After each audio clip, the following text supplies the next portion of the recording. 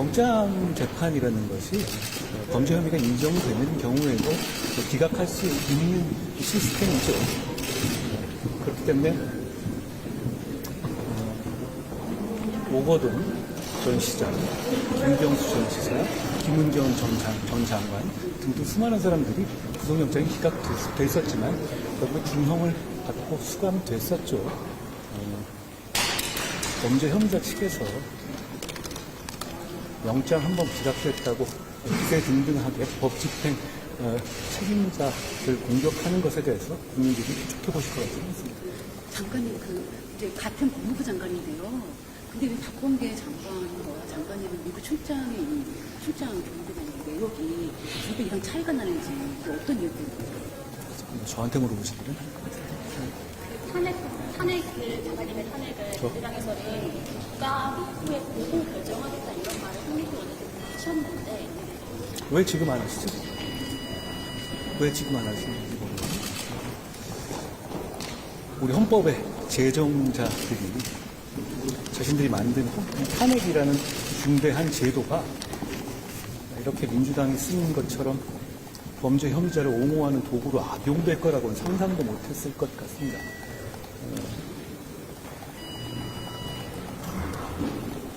정당한 수사가 있을 때 다수당의 권력으로 그 수사를 방해하고 검사를 좌표찍고 그리고 허위사실을 조작이다 이렇게 퍼뜨릴 때 그걸 지적하고 그 외풍을 막는 것은 법무부 장관 임무입니다. 저는 지금까지 그 임무를 한 것이고 앞으로도 그 임무를 할 겁니다.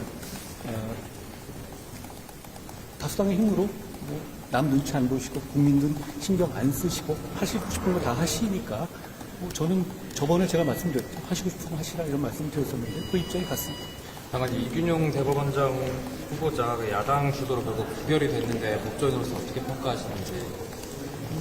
이건 제 개인 입장이고 그리고 법률 업무를 담당하는 법무부 장관으로서 생각하는 건데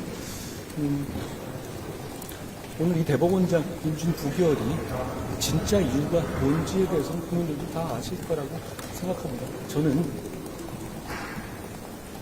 진짜 이유는 소위 말하는 사법부 길들이기나 범죄 혐의자에 대한 방탄 같은 민주당의 정치 역학적인 어떤 전략적 이유라고 생각합니다. 그런데 그런 명분 없는 이해 타산 때문에 사법부가 혼란을 갖게 되고 그로 인해서 국민들이 피해를 보는 것에 대해서 저는 안타깝게 생각합니다. 국민들께서 공감하시지 않을 거라고 생각합니다. 범계 의원님 얘기 나와서 말씀드리면 사실 출장을 신고를 누락했다, 축소했다 이런 의혹이 있잖아요. 법무부에서 어떻게 보시는지. 그 경위에 대해서 저희가 좀 파악하고 있는 상황입니다. 조치도 취하실 거예요.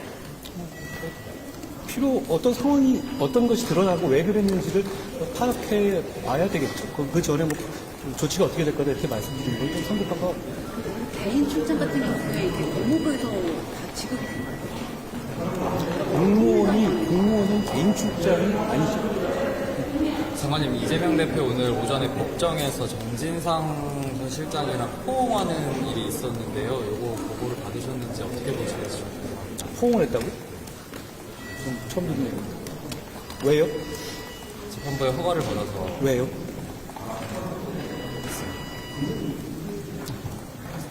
장관님, 인사에 대해서는 장관님께서 가장 많이 검증을 많이 하시지 않나요? 저희 여러 차례 말씀드렸잖아요. 인사정보 관리자는 객관적인 1차 정보를 제공하는 것이고 추천이나 비토하거나 제가 관여하지는 않습니다. 그런데 지금 인사가 제대로 된 인사가 없는 것 같아요. 계속 말씀하시는데 의원님 말씀하시는 건 비슷한 건데 판단의 문제고요. 각각 역할을 하고 있다고 저는 생각합니다. 지금 후보자들이 자꾸 후보자들이 중도 퇴장하거나 아니면 청문회에서 욕설을 하는 등 좀 문제가 많은 것 같은데 어떻게 생각하시나요? 기자님, 그걸 저한테 생각을 물어보시는 문제는 아닐 것 같아요. 마지막으로 민주당에서 후배 설명하신 거를 피해 사실을 공표로 고발한다고 하던데요. 왜 허위사실 공표로 안 하고 피의사실 공표로 고발하나요? 기억하시겠지만 저는 하영재 의원에 대한 체포 동의안 설명할 때도 그거 이상으로 자세하게 설명했던 것 같은데요. 그때 이런 얘기 안 하셨던 것 같습니다. 게다가 가결표까지 찍어주셨죠. 체포동의안을 하는 이유는 의원이 부채가 특권이 있잖아요. 그 특권에 거기에 상응하는 어떤 이 조치를 하기 위한 것이잖아요. 그것이 이제 국민이 보시는 앞에서 공개적으로 설명하게 되어 있고 그 조치를 하는 거다라고 말씀드리죠. 그런데 문제는 제대로 된 설명 없이 어떻게 결정을 하겠다는 건지 모르겠습니다. 그리고 그거는 법에 규정된 임무이기 때문에 당연한 임무입니다. 과거부터 해왔던 거고. 증거인멸 우려가 없다면서 결과적으로 구속은 실패한 건데 이 부분에 대해서 수사가 실패했다는 그런 부분은 아까 말씀드렸다시피 많은 경우에 구속영장 기각이 무죄를 의미하는 것은 아니지 않습니까? 많은 경우 아까 말씀드린 것처럼 여러 많은 사안에서 손꼽을 정도로 어려울 정도의 많은 사안에서 실제로 유죄 준용이 선고돼서 수감됐어요. 그렇게 말씀드렸습니다. 근데 검찰은 증거인멸을 말씀하셔서 원래 검찰은 그거를 위주로 구속을 시키자고 했던 건데 안 된 거잖아요. 영장재판이라는 것은 한 사람의 판사가 수만 쪽의 기록을 하루 안에 단기간에 봐야 되는 거지 않습니까? 그리고 그것이 혐의가 입증되거나 어떤 우려가 있다고 해가지고 무조건 해야 된다는 어떤 그런 기록되는 것도 아니고 그렇기 때문에 예측 가능성이 잘 없어요. 그렇고 그런 차원이기 때문에 그게 무죄안의 재량이 인정되는 것이죠.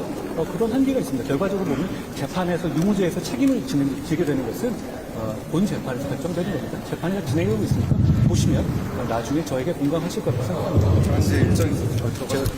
자반이